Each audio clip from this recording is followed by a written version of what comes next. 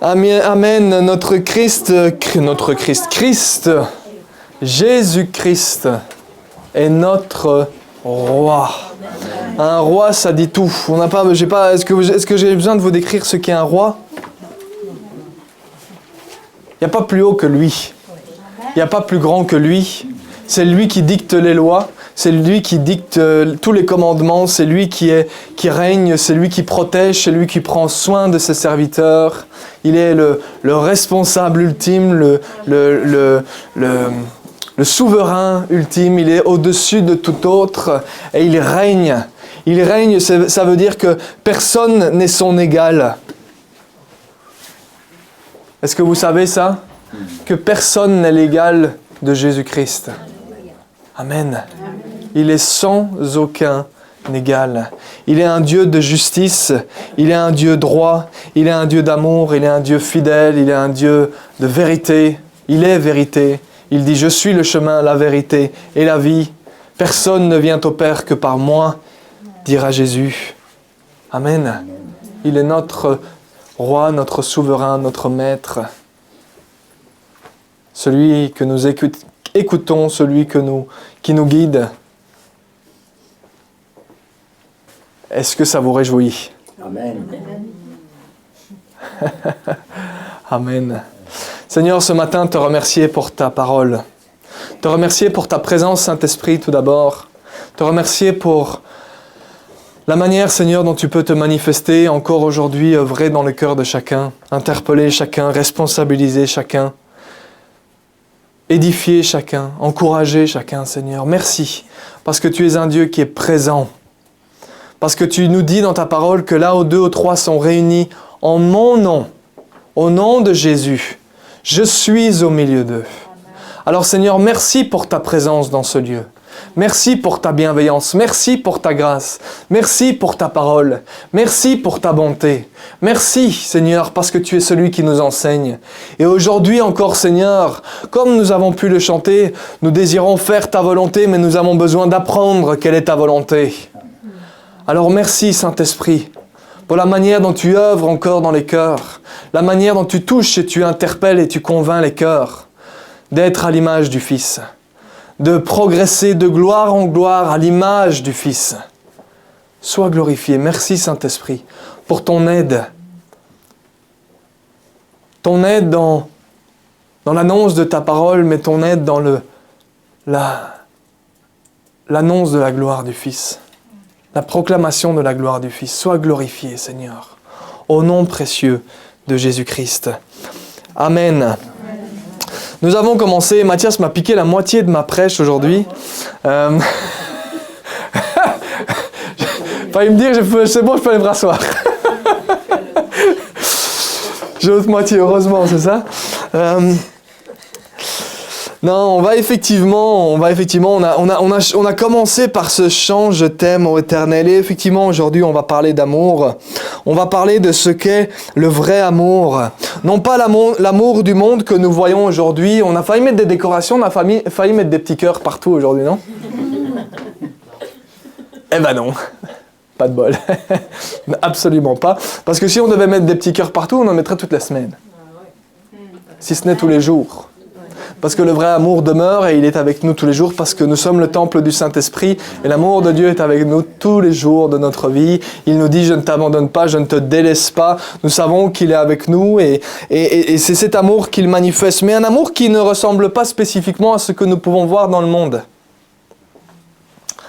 On voit cette histoire de Saint-Valentin qui avait lieu hier. Et nous voyons, je ne vais pas m'attarder spécifiquement sur toutes les manifestations de l'amour du monde, mais quand même comprendre un peu l'instabilité de cet amour en fait. La variation de ce soi-disant amour. L'amour qu'on nous présente lors de la Saint-Valentin principalement. Je n'ai pas dit que c'était interdit d'aller au restaurant avec sa chair et tendre le jour de la Saint-Valentin. Rien ne vous l'interdit, d'accord? Loin de là. Mais l'amour qu'on nous vend, l'image de l'amour qu'on nous vend dans le monde est bien en des cas bien différente de cet amour que Dieu présente, de cet amour dont il parle, de cet amour qu'il a manifesté et de cet amour que la parole de Dieu nous enseigne.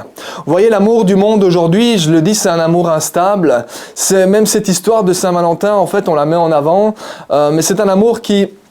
Vous savez, en grec, il y a plusieurs mots qui vont décrire l'amour.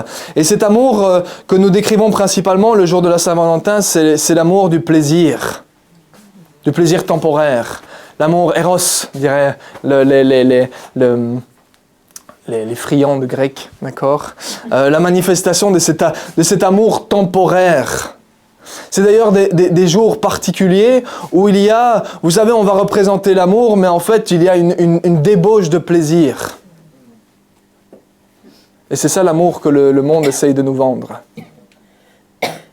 C'est ça l'amour que le monde essaye de démontrer. C'est ça vous savez, j'ai entendu un jour j'ai vu une vidéo intéressante d'un monsieur plus âgé qui décrivait un peu la génération qu'il était en train de voir grandir devant lui. Et il dit, la génération qui est en train de grandir, c'est une génération Kleenex. Vous avez déjà entendu ça? Qu'est-ce que vous faites avec un Kleenex? Oui, vous mouchez, vous l'utilisez, quoi, d'accord? Et puis qu'est-ce que vous faites? Vous jetez. C'est utile un moment, c'est plus utile le lendemain. Et il disait dans cette vidéo plutôt intéressante, il disait, moi quand j'étais jeune, on nous confiait quelque chose et puis quand ça ne fonctionnait plus, eh ben on le réparait. Aujourd'hui, on nous confie quelque chose, quand ça ne fonctionne plus, on jette. On le met à la poubelle. Eh bien, c'est de ce type d'amour-là dont le monde, de manière globale, que le monde va nous vendre. L'image de l'amour que le monde va nous vendre. Cet amour instable, cet amour avec variation, un jour on s'aime, le lendemain on s'aime plus. Pourquoi? Parce que tu as fait quelque chose qui ne me plaisait pas. Donc aujourd'hui, je t'aime plus. Mais par contre, hier, je t'aimais bien. Oui, je le fais avec l'accent. Hier, je t'aimais bien, aujourd'hui, je t'aime plus. Pourquoi? Parce que, eh bien, hier, mes sentiments me disaient « Ah, qu'il est gentil, qu'il est doux, qu'il est bon. Ah, qu'il est beau aujourd'hui. » Mais le lendemain, n'a pas l'air de... Je suis moins de bonne humeur et donc, tu me plais pas trop aujourd'hui. Et c'est comme ça qu'on voit qu'au fur et à mesure des choses, eh bien, vous savez, même le taux de divorce qui a grandi dans les dernières années de manière tout à fait exponentielle. Pourquoi? Parce qu'on dit, en fait, on t'aimait bien. Et puis, vous savez, c'est quoi les phrases qu'on sort dans un mariage? Pour ceux qui se sont mariés et pour ceux qui ont fait des vœux de mariage, ils connaissent les quelques phrases traditionnelles qu'on va sortir. Que sont-ils? Vous vous souvenez? Ce que vous avez pu dire à l'hôtel, messieurs, dames, les mariés?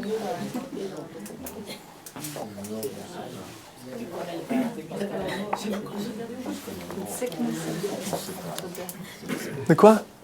Parlez tous en même temps. Jusqu'à ce que la nous sépare, oui, exactement.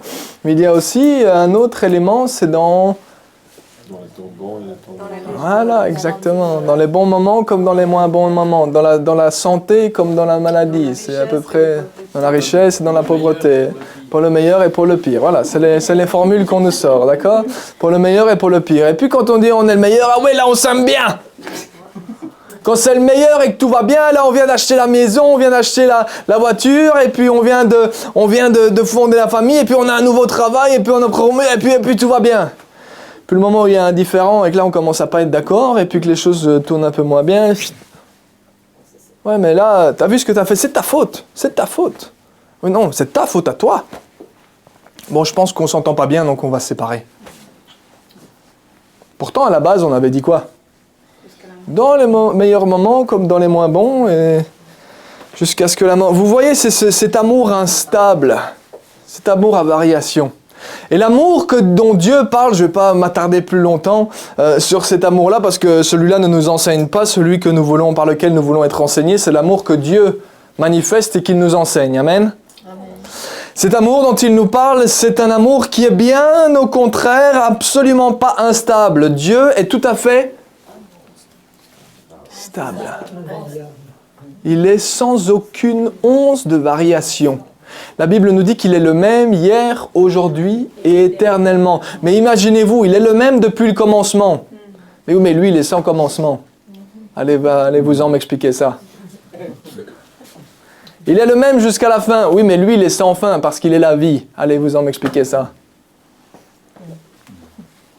Lui ne change absolument pas.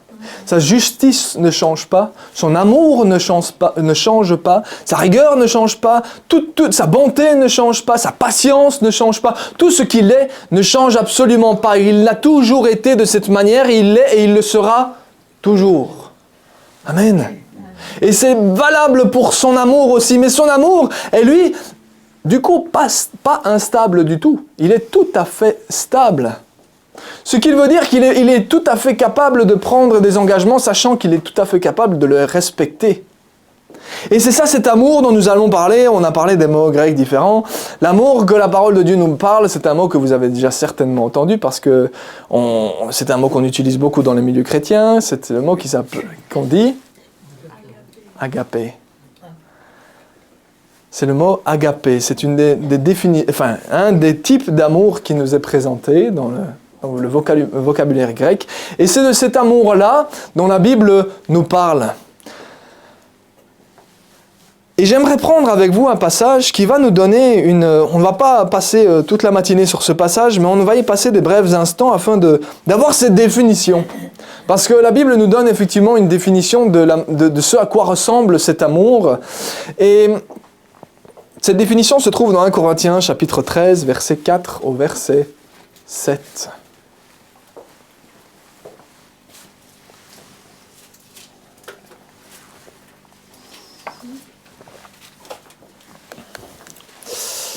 « 1 Corinthiens 13, verset 4 au verset 7. Si vous le souhaitez, il est à l'écran aussi. Voilà ce qui est écrit. La parole de Dieu nous dit « L'amour, cet amour-là, cet amour agapé, il est patient. Il est plein de bonté. » Plein de bonté, je ne vais pas m'attarder sur chacun des points parce que sinon j'en ai pour toute l'après-midi. Mais l'amour plein de bonté, c'est aussi une autre manière de dire un amour qui se rend utile en toutes circonstances. Qui est pleinement utile, qui va chercher l'utilité dans chacune des circonstances pour l'autre. L'amour n'est pas envieux, l'amour ne se vante pas, il ne s'enfle pas d'orgueil, il ne fait rien de malhonnête, il ne cherche pas son intérêt, il ne s'irrite pas, il ne soupçonne pas le mal, il ne se réjouit pas de l'injustice, mais il se réjouit de la vérité. Il pardonne tout, il croit tout, il espère tout, il supporte tout. Amen. Je la laisse quelques secondes à l'écran, cette définition, et je vous laisse la lire et la relire. Et moi, je vais rester silencieux.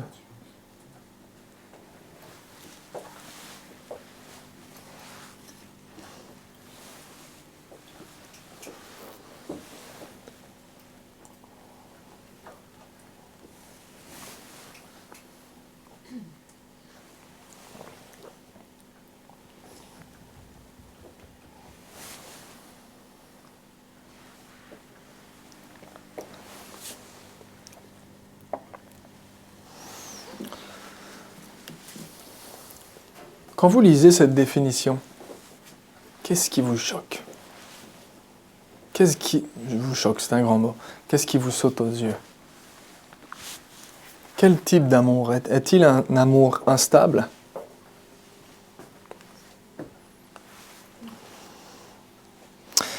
Cette définition, elle crie l'engagement, la décision. Elle ne crie pas une instabilité. Elle ne crie pas une chose, le mot ce serait une voluptibilité, je ne sais pas comment le définir. J'ai le mot, mais je ne sais pas comment le définir. Une chose d'un instant, vous voyez. Un moment c'est comme ça, et après cela ne l'est plus.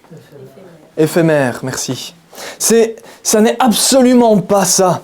Pour que l'amour soit patient, il faut tout ce qui est... Lisez ça, et vous vous dites, et nous disons, moi y compris, c'est tout le contraire de ce que je fais d'habitude.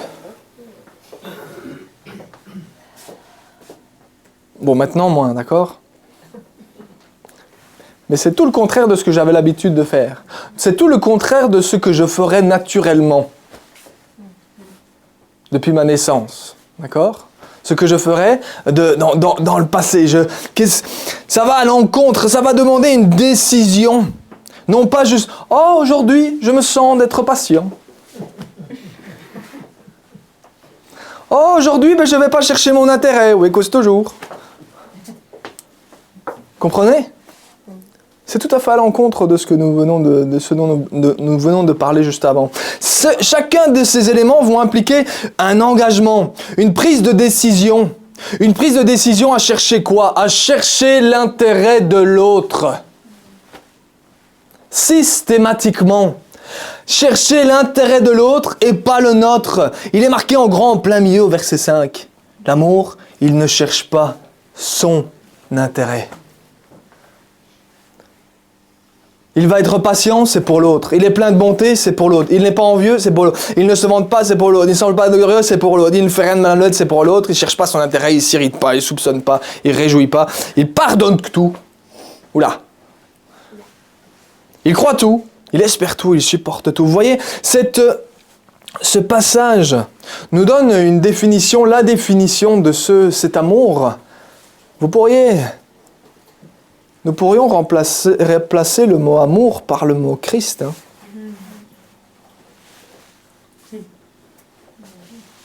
Christ est absolument patient, il est plein de bonté, il n'est pas envieux, il ne se vante pas, il ne s'enfle pas d'orgueil, il n'est pas malhonnête, il ne cherche pas son intérêt. Vous croyez qu'en envoyant son fils, le Père a cherché son intérêt?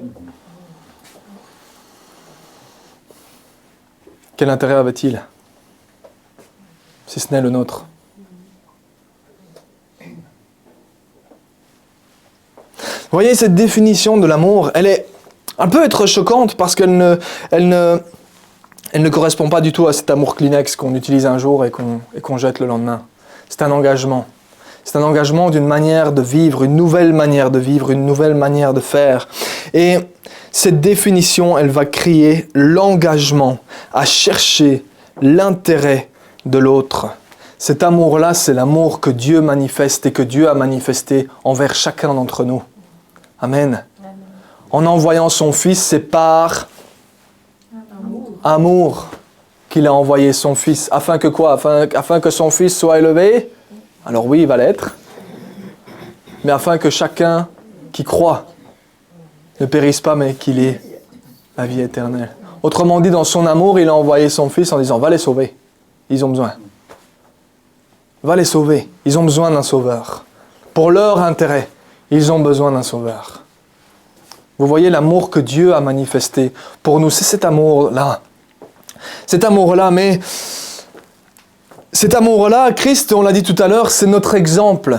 L'amour qu'il a démontré, c'est un amour où il dit « Il n'y a pas de plus grand amour que de donner sa vie pour ses amis. » Voilà le commandement que je vous donne. Aimez-vous les uns les autres. Il n'y a pas de plus grand amour que de donner sa vie pour ses amis. C'est la voie que Christ a montrée, la voie de l'amour, la voie de la prise de décision, une décision de chercher l'intérêt de l'autre. C'est l'exemple que Christ a montré. Et c'est l'exemple qu'il nous dit, je suis roi? Oui ou non? Eh bien, suis mon exemple. Suis mon exemple dans cet amour. Alors, on ne va pas s'attarder principalement sur ce passage, mais on va avancer un petit peu parce que on va essayer d'être le plus pratique possible aujourd'hui et d'avoir des exemples les plus pratiques possibles. Et on va prendre du coup un passage qu'on a déjà lu jeudi ensemble, mais un passage qui va nous montrer un aspect pratique, une compréhension qui va nous... Oui, un passage qui va nous permettre de comprendre comment pratiquer cet amour, ce à quoi il ressemble, que ce soit dans la vie de tous les jours, mais que ce soit dans l'Église, que ce soit vis-à-vis de notre Seigneur, que ce soit vis-à-vis de l'autre. Et pour ce faire, nous allons prendre le passage ensemble dans Éphésiens chapitre 5 et au verset 22.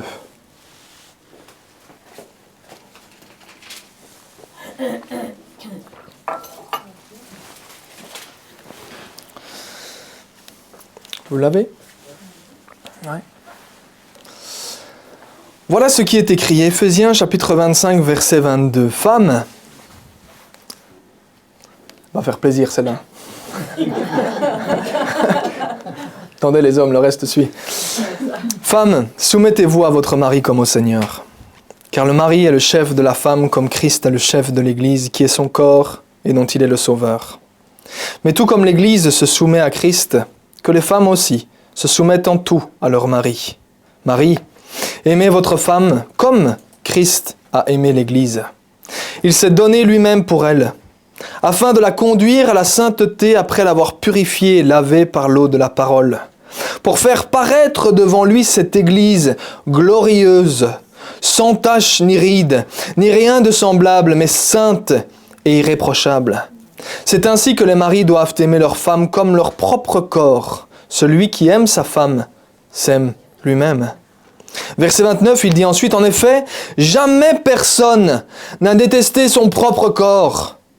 Au contraire, il le nourrit et en prend soin, tout comme le Seigneur le fait pour l'Église, parce que nous sommes les membres de son corps, formés de sa chair et de ses os. C'est pourquoi l'homme quittera son père et sa mère, s'attachera à sa femme, et les deux ne feront qu'un. Ce mystère est grand, et je dis cela par rapport à Christ et à l'Église. Du reste, que chacun de vous aime sa femme comme lui-même, et que la femme respecte son mari. Sous l'inspiration de l'Esprit Saint, l'apôtre Paul va envoyer cette lettre aux Éphésiens et il va, au travers de ces quelques passages, enseigner les couples dans leur fonctionnement. D'accord ? Il va enseigner les couples à suivre l'exemple de Christ. Il va prendre une image et il va comparer le couple, l'homme et la femme, au fonctionnement de Christ et de son Église. Et il va dire de la même manière que le mari a sa femme à ses côtés, Christ a l'Église. De la même manière que Christ est le chef de l'Église, le mari est le chef de sa femme, de la même manière que l'Église est là pour Christ, la femme est là pour son mari. C'est une image qui est utilisée et qui peut être utilisée dans les deux sens, d'accord ? Dans ce cadre-là, nous voyons que l'apôtre Paul va enseigner les couples à suivre l'exemple de Christ et il va enseigner les femmes à être comme l'Église et il va enseigner les hommes à être comme Christ, en aimant et en prenant soin de son Église. Mais on va essayer de comprendre, on va essayer un peu de comprendre ce passage, de le décortiquer un petit peu, afin de... On va faire l'effet inverse. On va essayer de comprendre la manière dont un couple est supposé fonctionner. Et lorsqu'un couple est supposé fonctionner, la manière dont il est supposé fonctionner, on va essayer de comprendre comment nous sommes supposés fonctionner en tant qu'enfants de Dieu, en tant qu'Église de Christ. Amen. Alors j'ai bien conscience qu'il y a quelques mots qui font peur dans ce passage. Non ? Pour les plus avisés et plus expérimentés d'entre vous, certainement pas. Pour d'autres diront, soumettre, ce serait pas un peu de l'exagération cette histoire ? D'autres diraient, chef, j'aime pas trop ce mot-là. Ça fait... Oui, chef. J'ai essayé de le faire avec mes chaussures, mais je suis pas arrivé. J'y suis arrivé cette fois-ci. Ça fait... Tu domines. C'est moi le chef, c'est moi qui décide de tout. T'as rien à dire. Les mots respectés, les mots... Ça pourrait être une image où on se dit, c'est ça qu'ils enseignent dans les églises, alors oui, c'est ça qu'on enseigne dans l'église. Parce que c'est cela que le Seigneur enseigne. C'est le modèle que le Seigneur enseigne afin que le couple fonctionne bien et afin que l'église fonctionne bien. L'église ne peut pas fonctionner correctement si Christ n'en est pas le chef. Une église qui fonctionne sans Christ comme chef, on ne sait pas pourquoi on appelle ça une église. Parce que normalement, c'est... Alors, vous savez, c'est intéressant parce qu'en français, il est marqué le chef. Quand vous prenez les versions anglaises, il est marqué la tête. D'un coup, ça démystifie un petit peu ça fait un peu moins peur. Mais ça nous donne une idée de quoi ? Une idée d'un... La tête. Qu'est-ce que vous faites avec votre tête ?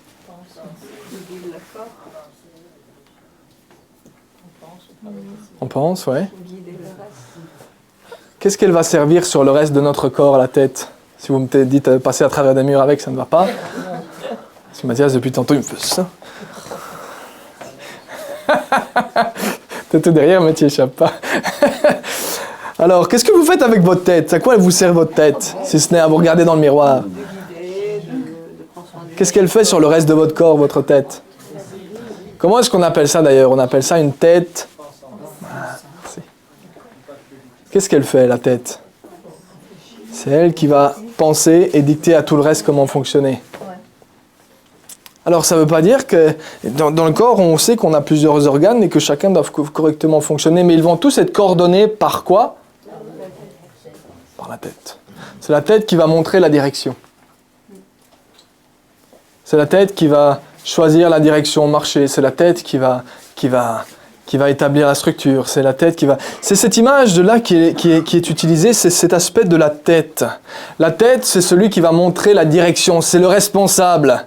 C'est le souverain, le chef, le mot est juste, hein, le mot est juste, on l'évite un peu, mais le mot est juste. Hein. Il est le chef, il est celui qui va montrer la direction, mais pas seulement. On voit que dans la définition de ce qui est noté, il est celui qui va prendre soin. Il est celui qui va prendre soin. Il est celui qui va protéger. Il est celui qui va établir une structure. Il est celui qui va se sacrifier pour le reste. Vous voyez, d'un coup on dit, le chef, c'est pas celui qui dit, tu fais comme ça, et non. C'est celui qui va montrer la direction, oui, c'est la tête pensante, effectivement, mais il est réellement dans son rôle de protecteur, de couverture face au reste. D'accord? Il va prendre soin. Le cadre de la soumission, il y en a certaines qui ont eu des... Je vous ai vu... Vous avez tremblé le jour au moment où j'ai dit ça. N'est-ce pas? Non. Parce que tu rigoles sur ça. Pourquoi soumettez-vous à votre mari? Mais le cadre de la soumission, encore une fois, c'est quelque chose qu'on répète souvent, qu'on répète également dans les cours de mariage. Mais le cadre de la soumission, c'est une expression que j'ai héritée de Jacques, qui me l'a répété des quinzaines de fois. Qui m'a dit, soumission, ça ne veut pas dire carpette, hein. N'est-ce pas? Vous voyez ce que ça veut dire, carpette? Carpette, c'est un tapis. On se frotte les pieds dessus. On marche dessus et puis il n'a pas beaucoup d'importance. C'est absolument pas ça. C'est absolument pas ça. La soumission, c'est celui qui va être l'assistant. Ça va être l'aide, l'assistant, celui qui est à ses côtés. D'ailleurs, la Bible nous montre cette image-là lorsque la femme est créée, elle vient du côté d'Adam. Elle a été formée à la base de la côte d'Adam. Et elle vient pour le seconder, pour l'aider dans sa tâche. Elle est placée dans la vie d'Adam afin qu'il soit complémentaire. Ça n'implique donc pas une différence de valeur, comprenez-moi bien. Il n'y a pas une différence de valeur entre l'homme et la femme, mais il y a une différence de fonction, une différence de responsabilité, une différence de place. D'ailleurs, le monde essaye de nous vendre l'inverse, en nous disant « les hommes et les femmes sont tout à fait égaux ». Mais c'est un mensonge. Dans l'aspect de la valeur, est-ce qu'un homme et une femme, oui, ils ont la même valeur, mais dans l'aspect des fonctions, demandez à une femme de porter 120 kilos et puis on en reparle. Il y en a qui vont le faire, mais elle fait beaucoup d'exercices. Ouais, elle le fait. Tu vas à la salle, toi. Non. Très naturellement, on va voir qu'un homme... D'ailleurs, regardez, c'est intéressant, hein, quand on voit même dans l'aspect du sport, les coachs sportifs vont vous expliquer très très clairement qu'il y a une différence dans la composition de l'homme et de la femme. Ils vont dire, c'est pas qu'ils sont moins bons ou meilleurs l'un que l'autre, c'est juste que la femme va être portée sur l'endurance. Très souvent, les femmes vont être beaucoup plus fortes dans l'endurance. Ça s'explique un petit peu avec la grossesse. Hein. Il y a une endurance dans la douleur. Comment est-ce qu'on dit elles vont. Je cherche le mot. Face à la douleur, elles vont supporter la douleur d'une manière différente que les hommes. Elles vont être portées dans l'endurance. Peut-être pas tous les hommes, j'ai pas dit tous, il y a des exceptions. Mais elles vont être portées dans ce cadre-là, d'accord? Donc clairement, dans les exercices d'endurance, les femmes vont souvent être plus fortes. Que les hommes, par contre, ça va durer un peu moins de temps, mais par contre, sur un exercice d'une grosse charge instantanée sur un moment T, ils auront beaucoup plus de puissance qu'une femme. Une femme va savoir durer. Il y a d'autres aspects. Et c'est là où je dis que le monde essaye de nous vendre. Les hommes et les femmes sont égaux. C'est pas vrai. Dès qu'ils naissent, on voit qu'ils sont pas égaux. Dès qu'ils naissent, on voit qu'ils sont différents. Mettez-leur des jouets devant et on va vite voir vers quoi ils se tournent. Ah, moi j'aime bien ça. Et l'autre, bah. Mais directement, ça dure quelques semaines, on a vite compris les différences d'intérêt. Imaginez-vous, j'avais vu une étude par rapport à ça qui était intéressante, même dans la perception des yeux, l'homme et la femme sont différentes. C'est-à-dire que les femmes vont avoir une perception des couleurs qui va être plus acerbe, plus pointilleuse que les hommes. D'accord? Elles vont être plus dans le détail, c'est pour ça que parfois moi je suis daltonien, c'est quoi différent. Mais les femmes vont vous dire ah oui, c'est un rouge bordeaux, blablabla, saumon et machin. Elles vont sortir toute une ribambelle de noms après où nous on dit c'est rouge quoi.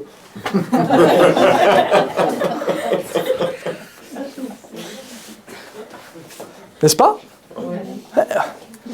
Et par contre, l'homme va avoir une perception de l'espace qui est plus détaillée que celle de la femme, que la perception de la femme. Il va avoir une perception de l'espace. Je ne ferai pas de blague sur la conduite en voiture et le parking, la manière dont les femmes se parquent, n'est-ce pas? Mais il y aurait peut-être une explication. D'accord? Pourquoi? Parce que naturellement, les hommes ont une perception de l'espace autour d'eux qui semblerait... Ça ne veut pas dire que c'est le cas pour tout le monde, hein, c'est une généralité sur la différence. Donc on voit très clairement que déjà dans notre... regardez un homme et regardez une femme, on n'est pas construit de la même manière. Et encore heureux. Mais du coup, ça prouve bien peut-être qu'on est complémentaires. On fonctionne l'un avec l'autre. N'est-ce pas? Ça ne change pas la valeur de l'un ni la valeur de l'autre. Mais ça montre bien juste qu'on fonctionne bien ensemble. Et c'est ça que Dieu veut. Que l'homme et la femme fonctionnent bien ensemble. Mais que l'homme et la femme vont fonctionner correctement s'ils comprennent chacun leurs différences et qu'ils savent où est leur place. S'ils comprennent où est leur place et quelle est leur responsabilité. Amen. C'est là qu'on va avoir un couple fonctionnel. Si la femme essaye de faire le travail de l'homme, le couple ne va pas s'en sortir. Et si l'homme essaie de faire le travail de la femme, le couple ne va pas s'en sortir. Alors avec chaque couple différent, d'accord, et chacun a ses subtilités et ses quelques différences par rapport. On n'a pas dit qu'il y avait un code unique, hein, d'accord. On n'est pas des robots. D'accord? Mais dans les fonctionnalités générales et les responsabilités générales, Dieu donne une responsabilité à la femme et il dit « Femmes, soumettez-vous à vos maris. » Vous êtes là pour l'aider, lui. Et Marie, il dit « Prenez soin de vos femmes. Vous êtes appelés à mener votre couple, à mener votre famille. Vous êtes appelés à le protéger, à en prendre soin et à travailler et à donner votre sang, votre sueur, votre vie afin que le reste de votre famille se sente bien. » Vous comprenez? Si on inverse les rôles, mais la femme ne va pas réussir correctement à remplir la responsabilité de l'homme, et l'homme n'arrivera jamais à remplir correctement la responsabilité de la femme. C'est pour ça que Dieu nous a créés, et nous insistons sur le fait que Dieu nous a créés, et il nous a créés, c'est lui qui a le manuel de fonctionnement de l'homme et de la femme. C'est pas ce que les hommes ou le monde peut en dire. Lui, il est le créateur. Qui est-ce qui va décider de comment est-ce que je vais utiliser mon vase et pourquoi est-ce que je vais l'utiliser? C'est le créateur du vase. S'il va le mettre, si c'est un pot de chambre ou si c'est un vase qu'on met à côté de notre lit. C'est un pot de chambre aussi, on le fait aussi. C'est pas le bon exemple. Mais une belle lumière qu'on va mettre dans notre salon, d'accord? On va pas l'utiliser de la même manière. Mais qui est-ce qui décide de ça? Le créateur. Bien, c'est le même principe pour chacun d'entre nous. C'est le créateur qui détermine notre rôle. Et c'est là où il dit, tu sais comment tu vas vraiment t'épanouir et comment tu vas vraiment être heureux? Mais si tu vas dans le rôle que moi je t'ai donné dès la création. Pas autrement. C'est pour ça que vous voyez des femmes qui vont essayer de prendre le rôle de l'homme et qui vont être malheureuses en disant « Mais tu dois faire ton travail à ta place ». Et vice-versa. Parce qu'on essaye de faire le rôle de l'un et de l'autre et qu'en fait on est malheureux. Ben oui, c'est normal, tu n'es pas à ta place. Reste à ta place. Fais ton rôle, remplis ton rôle. Tout ça pour dire que c'est le fonctionnement d'un couple. C'est l'exemple que le Seigneur nous montre et effectivement, nous voyons si nous décortiquons ce passage-là, nous voyons que le mari va prendre soin. Il dit, aimez votre femme comme Christ a aimé l'Église. Il s'est donné lui-même pour elle. Il va la conduire. C'est lui qui va l'idée, c'est lui qui va mener, c'est lui qui va prendre la direction, prendre les rênes de l'opération et qui va aller, on va dans cette direction-là. Mais je prends soin de tous ceux qui me suivent. D'accord ? C'est pas je vais dans cette direction-là et puis je vous oublie les gars. Non, notre Seigneur n'a pas fait ça. Il a pris les rênes de l'opération, il a dit on va dans cette direction-là et en même temps je prends soin de vous, je vous protège, je vous garde, je suis avec vous. Amen.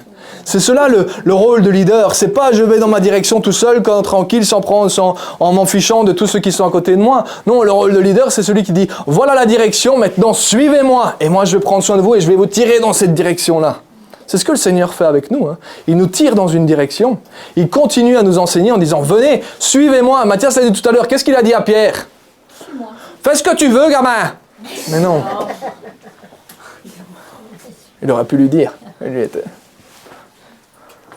Il a dit veux-moi. Moi, pas quelqu'un d'autre. Tu veux la solution ? Suis-moi, a dit Jésus. Parce que c'est moi le guide. Tu veux être épanoui, tu veux être heureux, ben suis-moi. Moi, pas quelqu'un d'autre, pas ta pensée, parce que toi tu crois. Suis-moi. Et t'inquiète pas. Et c'est là où c'est intéressant, parce qu'il dit suis-moi, mais il ne lui donne pas d'autres instructions. Il ne dit pas t'inquiète pas, je vais te protéger, je vais prendre soin de toi. Non, mais il le fait par contre. Parce qu'il remplit sa fonction de leader, de responsable. Et en cela, il va être le chef. Et c'est à cela que la parole de Dieu nous montre, il dit c'est ainsi que les maris doivent aimer leur femme comme leur propre corps. Celui qui aime sa femme s'aime lui-même. En effet, jamais personne n'a détesté son propre corps. Ce serait illogique. Amen. Il va le nourrir, il va en prendre soin. L'homme va aller... Si nous prenons les faits réels de ce que nous vivons, l'homme va aller travailler, il va prendre soin de sa famille en se dépensant, en ramenant l'argent dont la famille a besoin parce qu'il faut nourrir sa femme et ses enfants. Amen. Ça va être sa fonction, sa première fonction. Mais elle n'est pas seule, hein. C'est pas tout de dire « Ouais, je travaille, hein, maintenant, après, quand je rentre à le baraque, tu me laisses tranquille. Hein. » Non. C'est le borinage. Hein.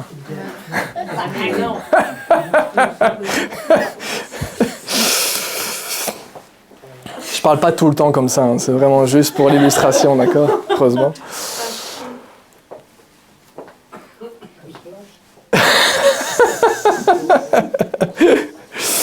Mais vous comprenez, il va prendre soin de sa maison, mais c'est pas tout. Et on voit que Christ prend soin de sa femme, il va en prendre soin, il va aussi amener sa femme, la conduire dans la direction que lui désire, afin qu'elle soit sans ride ni tache. Il va prendre soin, mais il va mettre un cadre aussi. Il va mettre un cadre, pas de ride, pas de tache. Je veux pas de ride, je veux pas de tache. Et c'est dans cette direction-là que je t'amène. D'accord ? La femme, elle, va se soumettre à son mari, elle va être l'aide du mari, elle va oui, se soumettre, elle va être l'aide, l'assistante, elle va être celle qui va prendre conscience que le mari a une direction. Et ce qu'elle va faire, c'est qu'elle va... Vous voyez, la soumission, c'est pas une soumission de carpette, c'est une soumission de soutien. C'est une soumission de soutien où elle va assister le mari, l'assister de la meilleure manière possible afin que la direction que lui a, eh bien, qu'il puisse l'atteindre, merci, c'est ça. Qu'il puisse atteindre cet objectif, qu'il puisse atteindre et aller dans cette direction correctement, sans avoir des bâtons dans les roues ou quelqu'un qui essaie de tirer sur le côté. Mais non, la femme va se soumettre en se plaçant dans la même direction, en restant juste avec lui et en le soutenant dans tout ce qu'elle peut faire afin que le mari avance dans cette direction-là. Vous voyez, c'est là que c'est complémentaire, que le couple est complémentaire, d'accord ? Elle va l'assister. Mais regardez, ce qui est intéressant, c'est que quand on lit, et on va avancer un peu, quand on lit ce passage, remarquez qu'il dit à la femme, soumets-toi à ton mari. Et il dit au mari, aime ta femme. Est-ce qu'il parle de l'un et de l'autre concernant eux-mêmes? C'est intéressant quand même. Dans ce principe d'amour, il leur donne à chacun une instruction qui concerne l'autre et pas qui les concerne eux-mêmes. Il dit à la femme, porte tes yeux sur ton mari, soumets-toi à lui et assiste-le dans la direction qu'il souhaite prendre. Et puis il dit au mari, arrête de regarder à toi et ton propre intérêt, regarde ta femme, aime ta femme, sacrifie-toi pour elle, prends soin d'elle. C'est intéressant quand même comme notion. Parce que chacun, ils vont être complémentaires. Comment est-ce qu'ils vont être complémentaires? Parce qu'ils vont chercher l'intérêt de l'autre. Le fonctionnement parfait du couple, eh bien c'est le fonctionnement parfait de Christ qui œuvre pour l'Église. Ils sont parfaitement complémentaires. Ils vont systématiquement chercher l'intérêt de l'autre. Amen. Il dit que chacun de vous aime sa femme comme lui-même et que la femme respecte son mari. L'homme va prendre soin, aimer, se sacrifier par intérêt pour sa femme. Et sa femme va respecter, assister, aider l'homme, son mari, afin qu'il avance dans la direction que lui a désignée pour sa famille. Amen. Eh bien, c'est exactement pareil, c'est là où je dis que je retourne l'équation, c'est exactement pareil dans l'Église.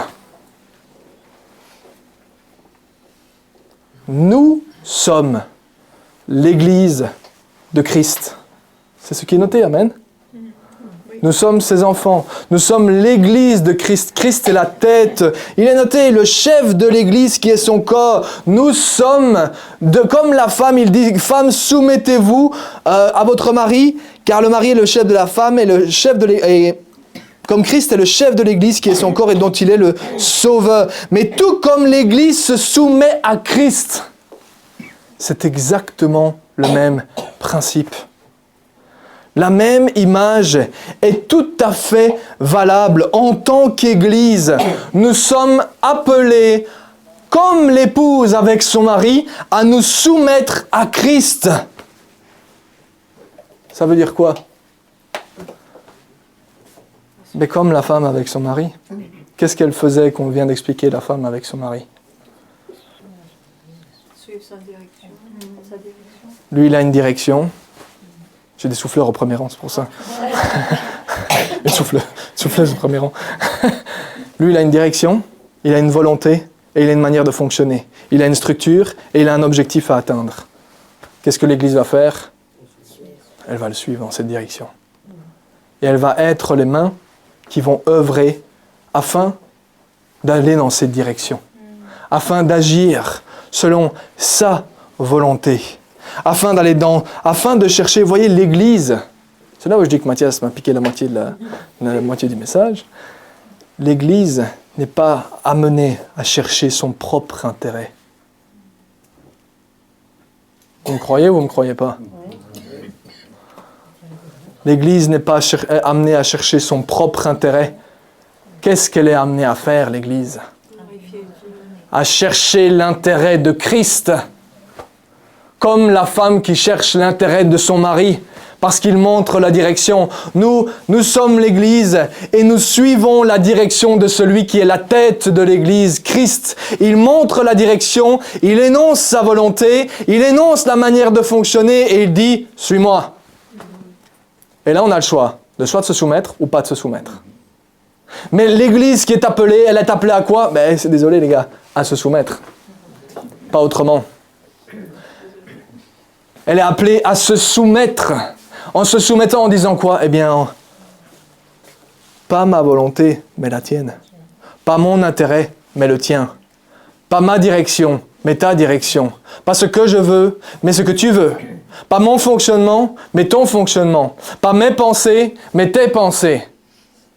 Parce que ce que je veux, c'est quoi qu'on a dit tout à l'heure? Faut que je le reprenne.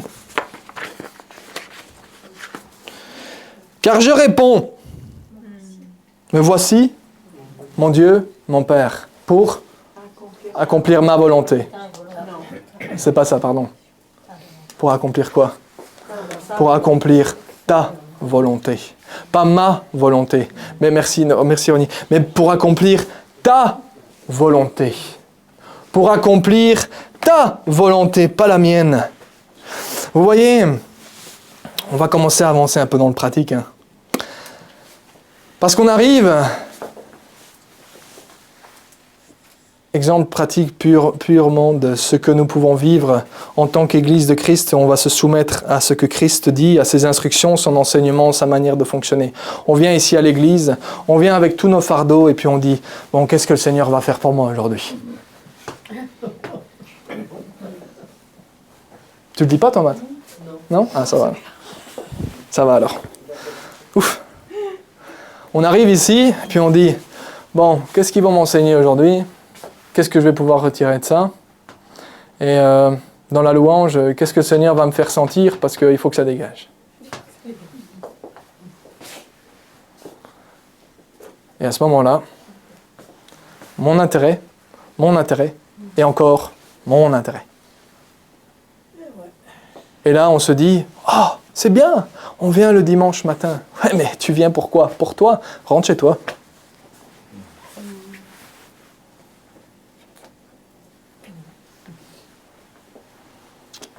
Parce que l'Église de Christ, elle est appelée à venir pour lui. Elle est appelée à apprendre à venir pour lui. Ça s'apprend, d'accord ? Ça s'apprend. Mais le cœur doit être là. C'est pour ça que Mathias a parlé de reconnaissance tout à l'heure, parce qu'on commence par la reconnaissance. D'ailleurs, la parole de Dieu nous dit qu'on rentre dans ses portes. Reconnaissance. On rentre dans ses parvis avec des louanges. Des louanges de quoi ? Ben Seigneur, t'es tellement bon, t'es tellement grand. Qui ça ? Moi ? Non, pas moi. Toi. C'est pour ça que la parole de Dieu systématiquement nous invite, je suis gentil, nous commande à fixer les yeux sur Jésus. Hébreu dira, fixez, gardez vos yeux fixés sur Jésus. Parce que c'est lui la solution, mais c'est aussi lui... Oui, alors oui, évidemment, c'est lui la solution, on est d'accord sur le principe. Mais c'est aussi lui qui mérite la gloire. C'est lui qui mérite l'adoration. C'est lui qui mérite les louanges. C'est lui qui mérite le règne. C'est lui qui mérite la gloire. C'est lui qui mérite d'être exalté. Pourquoi est-ce qu'on vient le dimanche matin ? Pour moi ? Mais non, on n'a pas compris. Pour lui. Pour lui. Notre cœur doit être pour lui. On vient pour son intérêt. Merci Mathias, tu m'as piqué mes phrases. On vient pour son intérêt. On vient pour lui. Pourquoi ? Parce qu'on est reconnaissant de ce qu'il a fait. Reconnaissant de ce qu'il a fait et dans l'exaltation de ce qu'il est aussi. Ça fait partie du package. Donc on est vraiment, on dit, mais Seigneur, oui, je viens pour toi. Alors vous voyez, c'est là où on se trompe nous-mêmes, parfois, pas toujours, heureusement, parce qu'on vient avec nos fardeaux et puis on dit, le Seigneur va me toucher, et puis on attend, et puis on reste là inactif, et puis tout le monde chante, et puis j'attends. Ben oui, tu crois quoi ? Tu es tellement tourné sur toi que tu sais même pas que Dieu il est là. Tu n'as même pas pris conscience qu'il est là, et tu décroises même pas les bras, donc tu attends qu'il fasse quelque chose pour toi. Alors que, quand on comprend la définition de ce que nous venons de lire, la femme va se soumettre à son mari et va chercher son intérêt. Quand elle va le faire correctement, le mari va aussi avoir une possibilité de prendre soin correctement d'elle. Correctement à plein escient. D'accord ? Ça ne veut pas dire qu'il faut attendre l'autre pour faire sa responsabilité, hein, d'accord ? C'est pas ça que je suis en train de dire. Pas dire que Christ nous attend pour lui accomplir sa responsabilité, le travail qu'il s'est lui-même donné. Il ne nous attend pas, hein, d'accord ? Mais il y a quand même la possibilité que nous lui donnons de pouvoir le faire aussi et d'ouvrir notre cœur. Les yeux fixés sur lui. Vous savez, il y a un exemple simple, un exemple pratique afin que vous compreniez ce que je suis en train d'essayer d'expliquer. On le sait, je l'ai dit tout à l'heure, une femme et un homme, ils sont différents. Et remarquez, quand vous rentrez à la maison, en tout cas moi quand je rentre du travail, et qu'on rentre tous les deux du travail, on remarque qu'il y a des fonctionnements qui sont différents. Oui ou non ? Oui. L'homme, encore une fois, c'est une généralité, hein, c'est pas dans tous les cas, d'accord ? Mais l'homme, dans beaucoup de cas, va dire, qu'on me laisse tranquille. J'ai eu du travail toute la journée. Je reste dans mon coin, bien tranquille. J'ai pas besoin que qui que ce soit me parle. Laissez-moi tranquille le temps de souffler. D'accord? Souvent. Par contre, la femme, qu'est-ce qu'elle va faire? Elle va se mettre au fourneau, hein. Oui. Merci, Sagra, tu m'as aidé. C'était pas ça, c'est peut-être pas ça que j'avais dans la pensée, mais ça en fait partie. Ça en fait partie. Non, parce que ce jour-là, vous avez commandé, et donc voilà, d'accord? Vous avez commandé. Donc la femme ne doit pas se mettre au fourneau. T'as vu, j'essaie de rebondir. Donc la femme ne doit pas se mettre au fourneau. Ok, elle ne doit pas se mettre au fourneau. Qu'est-ce qu'elle va faire? Ben, la femme va avoir une réaction qui est souvent, la plupart des cas, un peu différente. Chérie, ça a été le travail aujourd'hui? Et moi, qu'est-ce que je réponds? Oui. T'as eu une journée un peu particulière aujourd'hui? Non.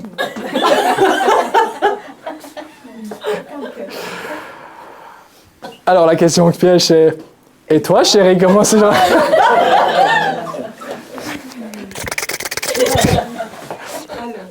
Alors, c'est-à-dire qu'à 8h20, j'ai été jusqu'à l'école, et ça s'est bien passé, mais j'ai pas bien aimé ce que la personne m'a dit, etc. Et puis après, une heure après, on dit, mais c'est pas possible, ça fait une heure que j'ai posé la question. Différentes de réactions, différences de fonctionnement, différences de recherche, différences de langage d'amour aussi. C'est aussi simple que ça, de langage de manifestation, de la manière dont on aime.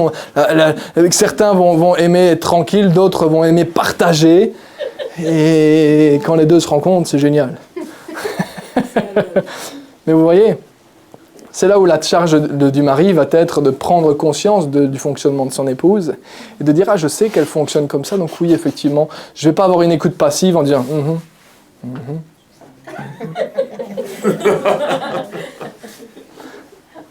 Alors on le dit rigolant, mais ça m'est déjà arrivé où le Seigneur a repris instantanément. Où Isabelle, elle pouvait me raconter quelque chose, je peux le dire parce que je lui ai déjà dit, raconter quelque chose, Et puis là, c'était vraiment le Saint-Esprit qui, tac, écoute ton épouse, parce que c'est ton travail, et c'est ta responsabilité, et c'est lui amener l'amour dont elle a besoin à ce moment-là. Tu as une écoute active. Et c'est là où tu fais vraiment preuve d'amour. Pourquoi? Parce que tu ne cherches pas ton intérêt. Parce que mon intérêt, c'est quoi? Laisse-moi tranquille, laisse-moi gérer comme moi je veux. Et elle, son intérêt, c'est l'inverse, c'est de dire « laisse-moi parler ». Mais il y a un moment où les deux se rencontrent. Et les deux doivent apprendre à comprendre en fonction des circonstances et des situations. Eh bien, aujourd'hui, je vais peut-être le laisser tranquille, par intérêt pour lui. Et dans d'autres cas, moi, je vais dire, je vais chercher son intérêt et je vais l'écouter activement. Vous voyez, je vais faire preuve d'amour. Et elle va faire preuve d'amour. Chacun se rendant la balle d'une manière ou d'une autre, d'un jour à l'autre, etc., etc. Mais vous comprenez le principe. Ce qui veut dire que, pour revenir à l'image de la louange dont je parlais tout à l'heure, parce que c'était surtout cette illustration-là que je voulais, on vient avec nos fardeaux. Mais vous voyez dans la différence que l'homme et la femme ont, c'est-à-dire que la femme va rechercher un réconfort. Parce que l'homme est le protecteur. Et parfois, ce dont la femme a besoin, c'est juste de pouvoir qu'on l'écoute et puis qu'à un moment on fasse quoi? Qu'est-ce qu'il a dit quoi? Alors de nouveau, je répète, toutes les femmes ne sont pas pareilles, d'accord? Mais parfois, juste le fait d'amener cette protection et de prendre dans les bras et d'amener un réconfort et d'amener l'amour dont elle a besoin. Ça amène ce réconfort. Dans quoi est-ce qu'on se place? L'homme qui prend soin de son épouse et la femme qui se réconforte, qui a besoin aussi de cette protection qui vient de l'homme. Eh bien, c'est exactement la même chose avec notre Seigneur. On vient complètement chargé, en pleine louange, et on dit « je suis focalisé sur moi, Seigneur, il y avait ça qui ne va pas, il y a ça qui ne va pas, il y a ça qui ne va pas ». On ne dit même pas « Seigneur », on le réfléchit. Et en fait, on cherche tellement son intérêt qu'on oublie de s'ouvrir. Mais le moment où en fait Je pourrais prendre 2-3 heures en plus pour amener l'aspect de la louange et de l'adoration aussi. Mais le fait qu'on va s'ouvrir, vous n'imaginez pas le nombre de fois où on peut venir charger, mais la Bible dit « Déchargez-vous sur lui ». Pourquoi ? Parce qu'il prend soin de vous. Ça correspond exactement à ce qui est dit. Parce qu'il prend soin de toi. Donc, qu'est-ce qu'on va faire? Plutôt que de rester dans son coin et chercher son intérêt, eh bien, on va venir en disant, Seigneur, je me décharge sur toi parce que je sais. Ça ne veut pas dire qu'il va faire le travail à votre place, hein, ça ne veut pas dire que toutes les situations vont disparaître d'une seconde à l'autre. Mais on va venir dans la louange et qu'est-ce qu'on va faire? Seigneur, je me décharge de toute cette situation-là. Maintenant, je suis là pour toi. Et Christ, nous allons, d'une certaine manière, je le dis entre guillemets, d'accord, lui donner l'occasion de remplir pleinement son rôle pour nous. Par notre ouverture, on va lui donner l'occasion de remplir pleinement son rôle, d'être celui qui prend soin de nous. Pourquoi? Parce qu'on n'a même pas idée de ce que nous pouvons vivre dans la louange et dans l'adoration. Lorsqu'on entre dans la louange, c'est pas pour rien que la parole de Dieu dit, on entre avec reconnaissance, on entre avec des louanges, et ensuite, qu'est-ce qu'on fait? On l'adore lui, on rentre dans sa présence, et une fois qu'on est dans sa présence, lui, il est là, et il prend soin de nous. Et vous n'imaginez pas le nombre de fois où, dans la louange, même pas spécifiquement ici, mais quand j'ai pu être dans les rangs, de dire, on a une semaine chargée, on a vécu des choses, Seigneur, je mets tout à côté, toi et toi seul. Et le Seigneur manifeste un amour et une bonté et un réconfort sur nos vies qu'on peut difficilement décrire. Pourquoi? Parce qu'on s'est soumis à ce qu'il disait. Il dit la direction, décharge-toi sur moi et garde les yeux fixés sur moi. On s'est soumis à sa direction. Et lui, il dit, maintenant, laisse-moi prendre soin de toi. Mais vous voyez, c'est là où il faut faire attention. Parce qu'on ne va pas chercher par intérêt à ce que lui fasse son travail. Est-ce que vous comprenez la subtilité?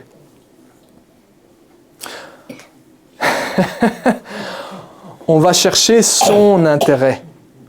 On va chercher, nous, de tout notre cœur, à le glorifier. Et lui, il va répondre. Mais on ne va pas chercher des guili-guili, c'est ça qu'on dit parfois aussi. Pourquoi? Parce que réellement, dans la louange et l'adoration, Dieu peut manifester sa présence.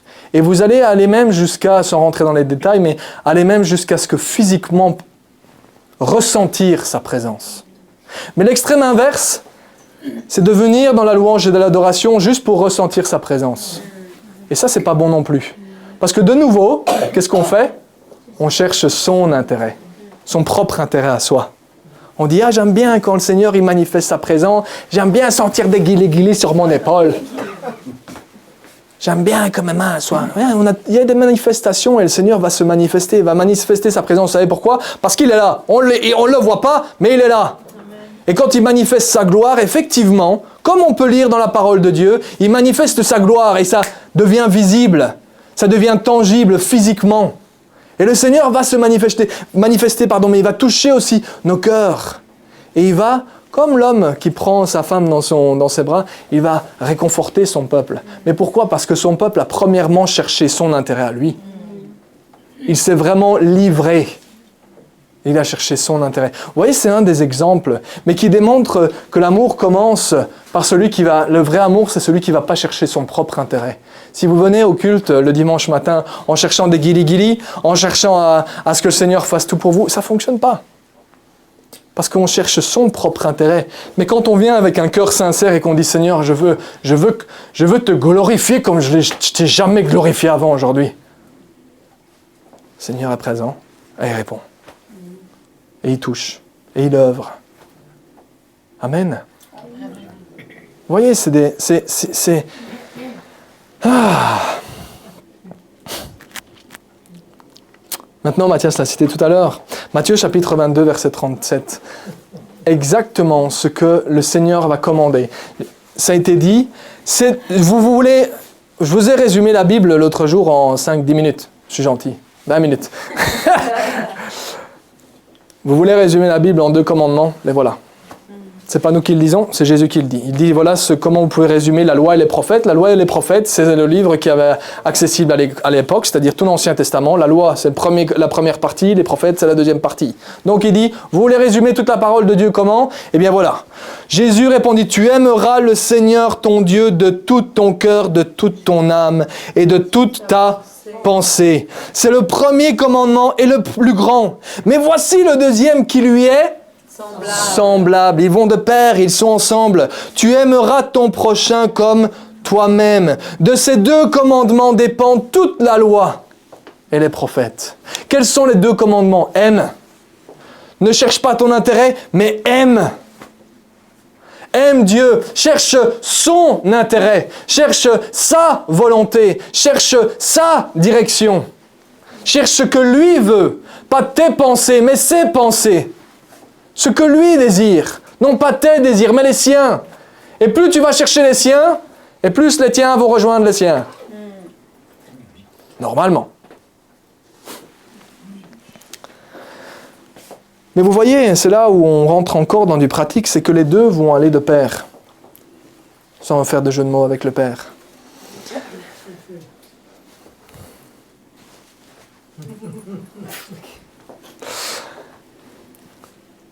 L'amour de notre Dieu, si nous désirons suivre la direction de Dieu, il est notre, si on prend l'image du mari, on suit sa direction, on suit ce que lui veut.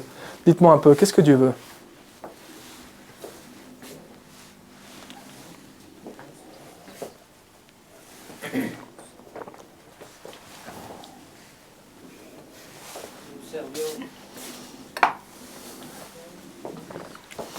En fin de compte, toute la terre va glorifier Dieu. Donc ça, on sait que de toute façon, c'est le schéma de base pour l'entièreté de l'univers, de glorifier Dieu. D'accord? Mais au-delà de ça, qu'est-ce que Dieu veut? Lui, en tant que personne, lui, qu'est-ce qu'il veut? Qu'est-ce que sa parole dit que lui veut?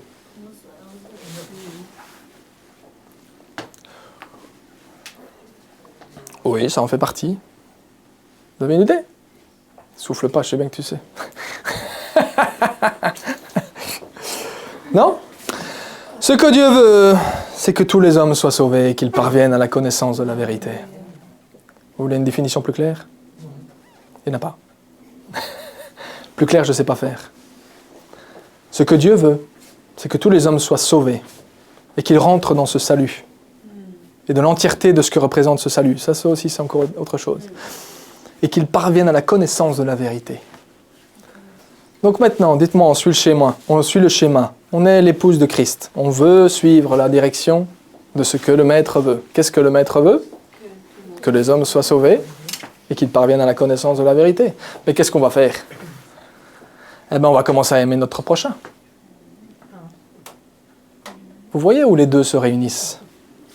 C'est pour ça que l'apôtre Jean, dans ses épîtres, va dire une chose importante. Il va dire, celui qui dit qu'il aime Dieu et qui n'aime pas son frère est un menteur. Parce que si réellement il aimait Dieu, il aimerait son frère. Si réellement il faisait passer l'intérêt de Dieu avant, il ferait passer l'intérêt de l'autre avant le sien. C'est là où il dit aussi, s'il arrive à aimer, s'il n'arrive pas à aimer quelqu'un qui voit, comment est-ce qu'il va aimer quelqu'un qui ne voit pas?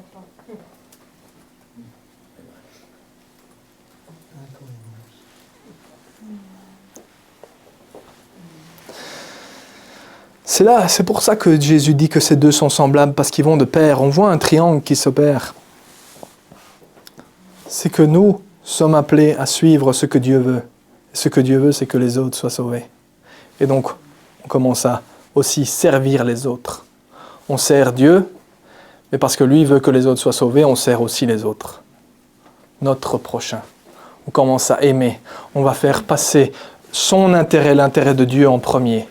Et on va aimer l'autre et faire passer l'intérêt de l'autre en premier. C'est là que commence à venir. C'est pour ça que l'apôtre Paul parlait aux femmes et aux maris, parce que il a pris l'équation dans l'autre sens, d'accord? Et il a montré comment pratiquement aimer dans toutes les situations que nous vivons. Premièrement, la manière où on va démontrer l'amour et où il va être peut-être là où l'amour va devoir être démontré de la manière la plus transparente, c'est dans le couple.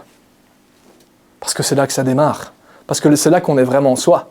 Quand on est devant les autres, on peut encore mettre une image. Mais quand on est tout seul dans la chambre et qu'on est toute la journée ensemble, la réalité est bien là. Et c'est là, premièrement, qu'on va apprendre à faire passer l'intérêt de l'autre, que ce soit dans le couple, que ce soit dans la famille, que ce soit dans les enfants. Vous voyez, l'amour auprès des enfants, ça ressemble à quoi?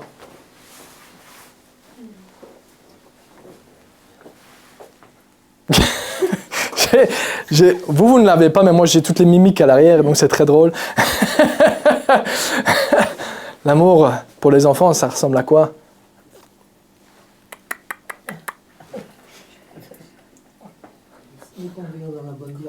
Ben oui. Et parfois ça demande une petite tape. T'es dans le mauvais chemin. Là aussi, t'es dans le mauvais chemin. Qu'est-ce que ça veut dire?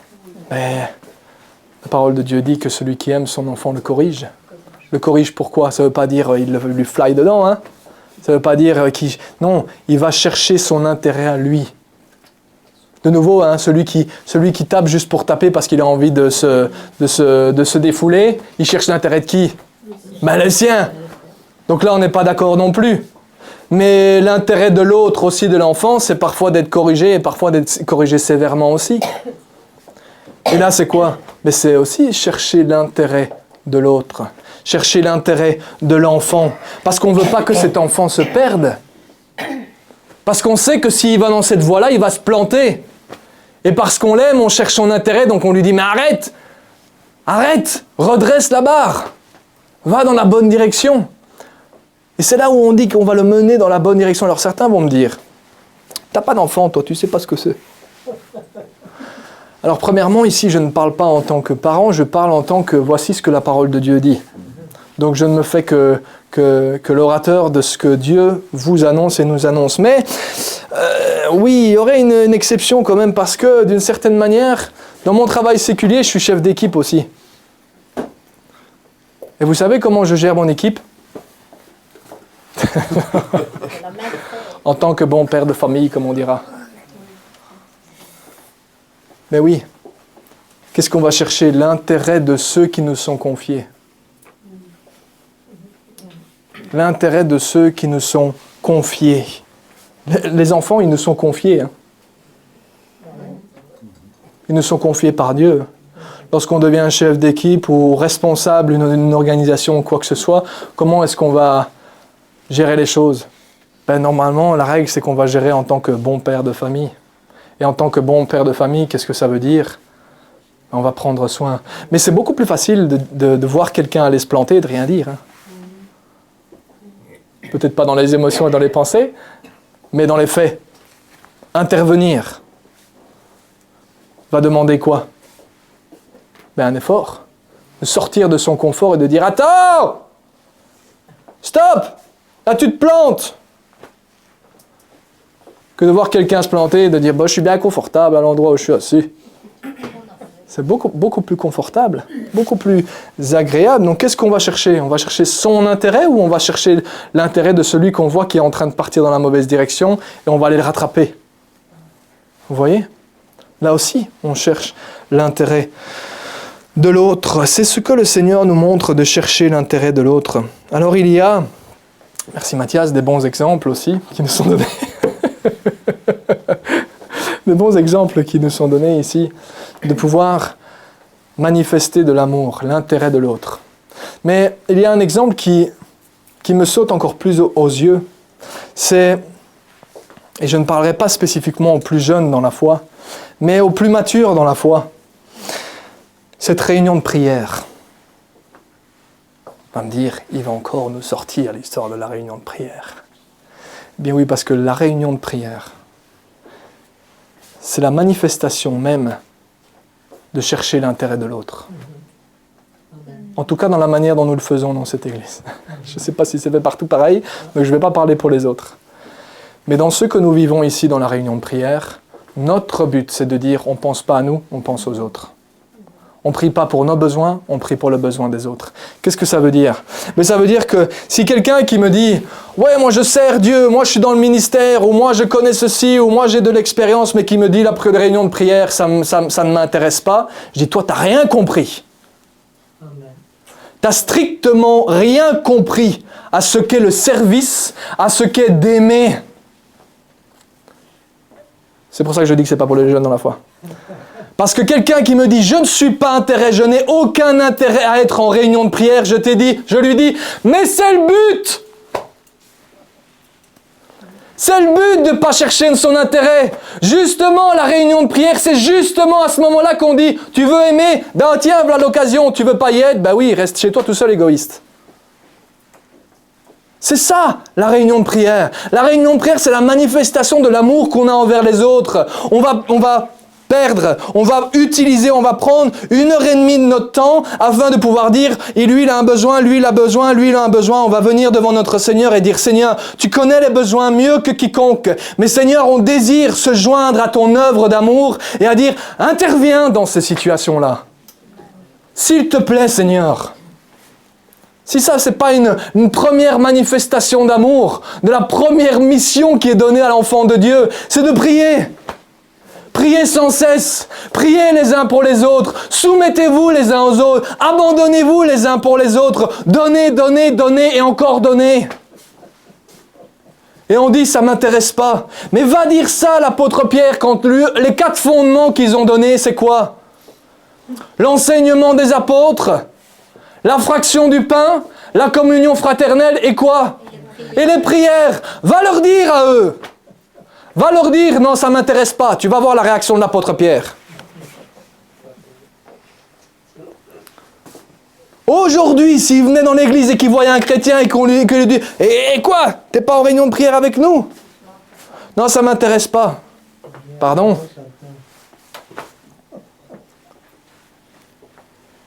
Mais non, j'ai pas osé prier parce que j'ai peur de ce qu'on va dire, ou j'ai peur de... Mais c'est pas mon problème de ce que les autres vont dire. Ouvre ta bouche. Ouvre ta bouche, arrête de regarder à ton propre intérêt si tu parles bien, si tu parles pas bien, si tu dis les mots corrects. Ce que Dieu veut, c'est ton cœur. Arrête de chercher ton intérêt et commence à penser à l'autre et dis, je vais juste ouvrir ma bouche, même si c'est pour dire, merci Seigneur parce que tu le protèges. Le Seigneur, il a entendu, il a vu ton cœur et il sait mieux que quiconque ce que tu penses. On oserait dire aux apôtres, s'ils étaient là, leur dire, mais ça ne m'intéresse pas ce que vous faites. Mais plus que ça, on oserait dire à notre Maître, lorsqu'il a inspiré les apôtres d'écrire ces lettres en disant, voilà les fondements de la foi, les fondements du fonctionnement de l'Église.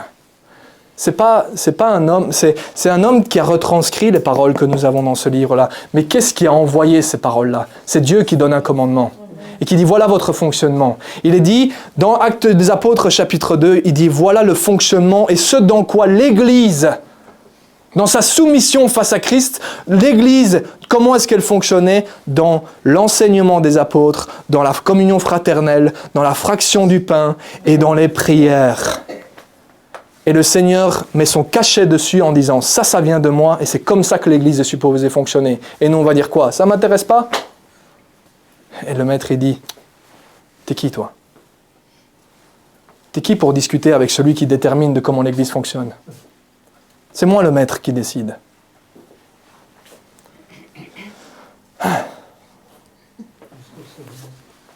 C'est son Église.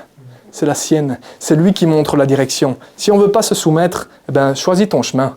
Tu crois que le service, c'est ça? Tu es à côté de la plaque. Parce que le service, c'est ce que le Maître dit qu'est le service.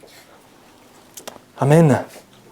Vous voyez, il y a aussi tous ces exemples. Je vois l'heure qui tourne. Ne vous inquiétez pas si vous devez y aller un moment, ça va? Je pense que ça va. On voit tous ces exemples qui sont donnés. Mathias en a parlé tout à l'heure, mais c'est valable pour chacun d'entre nous. Le fait de pouvoir y mettre son cœur, oui, c'est le cœur qui compte. Lorsqu'on parle de la liste des gâteaux, c'est de pouvoir y mettre son cœur, tout son cœur. Alors oui, ça va prendre de l'argent, oui, on est d'accord, et du temps, et de la force, un petit peu, pour faire les trucs. Un peu d'énergie, on va dire. Mais quelle est la direction? Dieu dit, aime. Ne cherche pas ton intérêt, cherche l'intérêt des autres. Manifeste-le dans des choses simples. On pense que on voit les apôtres, et on voit Jésus qui dit le vrai amour, c'est de mourir pour ses amis. Oui, bien sûr. Et on voit les apôtres, c'est ce qu'ils ont fait. Oui, mais eux, ils étaient à la fin de la marche. Hein. Les choses simples comme faire des gâteaux, ils n'avaient pas de problème avec ça, eux. Ils n'avaient pas un problème d'aimer de cette manière. Parce que eux, ils ont été jusqu'à... Vous voyez, c'est l'évolution dans la marche. Eux, ils ont été jusqu'à, et lui, notre Seigneur surtout, ils ont été jusqu'à donner leur propre... Ce qui leur restait, leur propre souffle de vie, leur propre sang, leur propre corps, ils l'ont donné. Parce qu'ils ne savaient rien donner de plus, de suprême à ça. La simple vie qu'ils avaient, ils l'ont donné. C'est là où Jésus dit, personne ne l'a pris. C'est marquant quand on réfléchit à tous ces points-là. Jésus dit, personne ne m'a pris ma vie. C'est moi qui l'ai donnée. Vous voyez l'intérêt de l'autre? C'est pas quand les hommes ont décidé de tuer Jésus qu'il est mort. C'est quand lui a décidé de rendre le dernier souffle. Il avait fait tout ce qu'il devait faire. Il était venu remplir pleinement la mission qu'il avait remplie. Et au moment où chacun des points ont été parfaitement remplis, il a dit, c'est bon, c'est fini, je remets mon esprit. Père, entre tes mains, je remets mon esprit. Instantanément, mission finie. Et ensuite, il est revenu dans sa gloire, ressuscité 3 jours après d'entre les morts. Il a dit, maintenant la victoire est présente. Il est allé montrer aux forces des ténèbres qu'il avait remporté la victoire. L'intérêt de qui? Notre intérêt. Mais notre intérêt, il a montré à son Église comment fonctionner. Non seulement il l'a fait pour nous, vous voyez, c'est la folie de l'histoire de Christ. C'est que non seulement il l'a fait pour nous, mais en le faisant, il nous a montré un exemple. Il n'a pas juste fait le travail en disant « Maintenant, vous pouvez vivre comme vous voulez ». Il a dit « Non, non, non, non, non. Je viens vous montrer la voie. Je viens accomplir et rétablir la relation afin que vous soyez réconciliés avec le Père. Et maintenant, tout ce que vous m'avez vu faire, ben faites pareil. Jusqu'au bout. Aimez comme moi j'ai aimé. Il dira, soyez parfaits comme le Père éternel est parfait. Bref, nous voyons toute cette direction qui est donnée. Et chacune de ces choses, le nettoyage, la liste des gâteaux, ce sont des occasions, des opportunités que le Seigneur nous donne, vous donne, à manifester de l'amour pour les autres. Vous désirez aimer Dieu? Amen. Voilà. Comment est-ce que vous allez le montrer? Ben, en aimant les autres. Pas que, mais surtout. Ça va être la principale manifestation de l'amour que nous avons pour Dieu. C'est là où l'apôtre Jean dit, si tu dis que tu aimes Dieu mais que tu n'aimes pas ton frère, tu es un menteur. Parce que la principale manifestation de l'amour que tu as pour ton Père, ça va être l'amour que tu as pour les autres. Alors aide. Fais passer leur intérêt avant le tien. Aime ta femme, aime ton mari, aime tes enfants, aime ta famille, aime ton collègue, aime ton frère ou ta sœur dans l'église. Aime, et par-dessus tout, aime ton Seigneur. Vous comprenez? Mais de fait, j'ai essayé de le faire rimer en français, c'est par ça que je conclurai aujourd'hui. J'ai essayé de le faire rimer, amour rime avec mort, mais non, c'est en latin. Latin, pour la blague. En latin, comment est-ce qu'on dit amour? S'il y avait des Espagnols ici, ils diraient comment est-ce qu'on dit amour en espagnol, Mathieu? Amor. Ben, en latin aussi. Donc, amor rime avec mort. Oui, c'est vrai. En latin, on dit amor. Donc, amor rime avec mort. Mais oui, parce que le vrai amour, l'amour agapé dont on a parlé, c'est un amour complètement désintéressé. C'est l'amour qui cherche l'intérêt de l'autre. Donc, comme Mathias l'a bien expliqué tout à l'heure, c'est l'amour qui va mourir à soi-même. Mais mourir à soi-même, c'est un grand mot. Et on se dit, qu'est-ce que tu entends par là? Mais mourir à mon propre intérêt, afin de chercher l'intérêt de l'autre. Amen. Voilà la direction que le Seigneur nous montre dans un moment d'amour. Seigneur éternel, ce matin, cet après-midi, ce midi, nous te remercions pour ces moments particuliers. Te glorifions parce qu'en effet, tu es celui qui amène ta parole et qui nous enseigne et nous interpelle par ta parole.